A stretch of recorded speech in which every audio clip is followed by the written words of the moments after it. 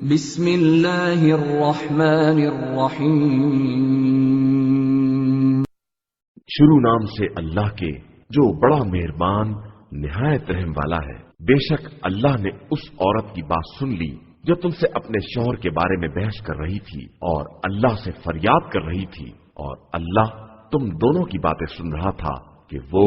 سب کچھ سننے والا اور دیکھنے والا ہے۔ جو لوگ اپنی عورتوں سے اظہار کرتے ہیں ان کی عورتیں ان کی مائیں نہیں ہیں، مائیں تو صرف وہ عورتیں ہیں جنہوں نے پیدا کیا ہے، اور یہ لوگ یقیناً بہت بری اور جھوٹی بات کہتے ہیں، اور اللہ بہت معاف کرنے والا اور بخشنے والا ہے۔ جو لوگ تم میں سے اپنی عورتوں سے اظہار کریں اور پھر اپنی بات سے پلٹنا چاہیں، انہیں چاہیے کہ عورت کو ہاتھ لگانے سے پہلے ایک غلام آزاد کریں کہ یہ خدا کی طرف سے تمہارے لیے نصیحت ہے، اور خدا تمہارے اعمال سے خوب باخبر ہے۔ پھر کسی شخص کے لیے غلام ممکن نہ ہو تو آپس میں ایک دوسرے کو مس کرنے سے پہلے 2 مہینے کے مسلسل روزے رکھے۔ پھر یہ بھی ممکن نہ ہو تو 60 مسکینوں کو کھانا کھلائے، یہ اس لیے کہ تم خدا اور رسول پر صحیح ایمان رکھو، اور یہ اللہ کے مقرر کردہ حدود ہیں، اور کافروں کے لیے بڑا دردناک عذاب ہے۔ بے شک جو لوگ خدا اور رسول سے دشمنی کرتے ہیں وہ ویسے ہی ذلیل ہوں گے جیسے ان سے پہلے والے ذلیل ہوئے ہیں، اور ہم نے کھلی ہوئی نشانیاں نازل کر دی ہیں، اور کافروں کے لیے رسوا کن عذاب ہے۔ جس دن خدا سب کو زندہ کرے گا اور انہیں ان کے اعمال سے باخبر کرے گا جسے اس نے محفوظ کر رکھا ہے، اور ان لوگوں نے خود بھلا دیا ہے، اور اللہ ہر شے کی نگرانی کرنے والا ہے۔ کیا تم نہیں دیکھتے ہو کہ اللہ زمین و آسمان کی ہر شے سے باخبر ہے؟ کہیں بھی 3 آدمیوں کے درمیان راز کی بات نہیں ہوتی ہے مگر یہ کہ وہ ان کا چوتھا ہوتا ہے، اور 5 کی رازداری ہوتی ہے تو وہ ان کا چھٹا ہوتا ہے، اور کم و بیش بھی کوئی رازداری ہوتی ہے تو وہ ان کے ساتھ ضرور رہتا ہے چاہے وہ کہیں بھی رہے۔ اس کے بعد روز قیامت انہیں باخبر کرے گا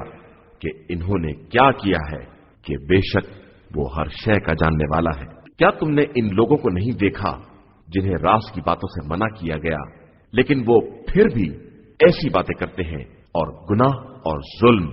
اور رسول کی نافرمانی کے ساتھ راز کی باتیں کرتے ہیں، اور جب تمہارے پاس آتے ہیں تو اس طرح مخاطب کرتے ہیں جس طرح خدا نے انہیں نہیں سکھایا ہے، اور اپنے دل ہی دل میں کہتے ہیں کہ ہم غلطی پر ہیں تو خدا ہماری باتوں پر عذاب کیوں نہیں نازل کرتا، حالانکہ ان کے لیے جہنم ہی کافی ہے جس میں انہیں جلنا ہے، اور وہ بدترین انجام ہے۔ ایمان والو، جب بھی راز کی باتیں کرو تو خبردار گناہ اور تعدی اور رسول کی نافرمانی کے ساتھ نہ کرنا، بلکہ نیکی اور تقوی کے ساتھ باتیں کرنا، اور اللہ سے ڈرتے رہنا کہ بالآخر اسی کی طرف پلٹ کر جانا ہے۔ یہ رازداری شیطان کی طرف سے صاحبان ایمان کو دکھ پہنچانے کے لیے ہوتی ہے، حالانکہ وہ انہیں نقصان نہیں پہنچا سکتا ہے جب تک خدا اجازت نہ دے دے، اور صاحبان ایمان کا بھروسہ صرف اللہ پر ہوتا ہے۔ ایمان والو، جب تم سے مجلس میں وسعت پیدا کرنے کے لیے کہا جائے تو دوسروں کو جگہ دے دو تاکہ خدا تمہیں جنت میں وسعت دے سکے، اور جب تم سے کہا جائے کہ اٹھ جاؤ تو اٹھ جاؤ، کہ خدا صاحبان ایمان اور جن کو علم دیا گیا ہے ان کے درجات کو بلند کرنا چاہتا ہے، اور اللہ تمہارے اعمال سے خوب باخبر ہے۔ ایمان والو،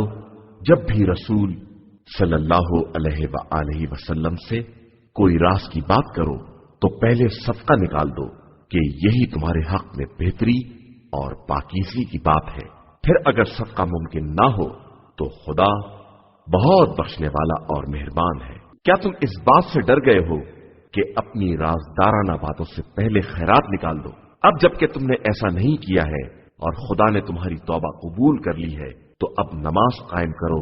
اور زکوٰۃ ادا کرو اور اللہ اور رسول کی اطاعت کرو کہ اللہ تمہارے اعمال سے خوب باخبر ہے۔ کیا تم نے ان لوگوں کو نہیں دیکھا ہے جنہوں نے اس قوم سے دوستی کر لی ہے جس پر خدا نے عذاب نازل کیا ہے؟ یہ نہ تم میں سے ہیں نہ ان میں سے، اور یہ جھوٹی قسمیں کھاتے ہیں اور خود بھی اپنے جھوٹ سے باخبر ہے۔ اللہ نے ان کے لیے سخت عذاب مہیا کر رکھا ہے کہ یہ بہت برے اعمال کر رہے تھے۔ انہوں نے اپنی قسموں کو سپر بنا لیا ہے اور راہ خدا میں رکاوٹ ڈال رہے ہیں، تو ان کے لیے رسوا کرنے والا عذاب ہے۔ اللہ کے مقابلے میں ان کا مال اور ان کی اولاد کوئی کام آنے والا نہیں ہے،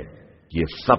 جہنمی ہیں اور وہیں ہمیشہ رہنے والے ہیں۔ جس دن خدا ان سب کو دوبارہ زندہ کرے گا اور یہ اس سے بھی ایسی ہی قسمیں کھائیں گے جیسی تم سے کھاتے ہیں، اور ان کا خیال ہوگا کہ ان کے پاس کوئی بات ہے، حالانکہ یہ بالکل جھوٹے ہیں۔ ان پر شیطان غالب آ گیا ہے اور اس نے انہیں ذکر خدا سے غافل کر دیا ہے۔ آگاہ ہو جاؤ کہ یہ شیطان کا گروہ ہے اور شیطان کا گروہ بہرحال خسارہ میں رہنے والا ہے۔ بے شک جو لوگ خدا اور رسول صلی اللہ علیہ وآلہ وسلم سے دشمنی کرتے ہیں، ان کا شمار ذلیل ترین لوگوں میں ہے۔ اللہ نے یہ لکھ دیا ہے کہ میں اور میرے رسول غالب آنے والے ہیں۔ بے شک اللہ صاحب قوت اور صاحب عزت ہے۔ آپ صلی اللہ علیہ وآلہ وسلم کبھی نہ دیکھیں گے کہ جو قوم اللہ اور روز آخرت پر ایمان رکھنے والی ہے وہ ان لوگوں سے دوستی کر رہی ہے جو اللہ اور اس کے رسول صلی اللہ علیہ وآلہ وسلم سے دشمنی کرنے والے ہیں، چاہے وہ ان کے باپ دادا یا اولاد یا برادران یا عشیرہ اور قبیلے والے ہی کیوں نہ ہوں۔ اللہ نے صاحبان ایمان کے دلوں میں ایمان لکھ دیا ہے اور ان کی اپنی خاص روح کے ذریعے تائید کی ہے، اور وہ انہیں ان جنتوں میں داخل کرے گا جن کے نیچے نہریں جاری ہوں گی، اور وہ انہی میں ہمیشہ رہنے والے ہوں گے۔ خدا ان سے راضی ہوگا اور وہ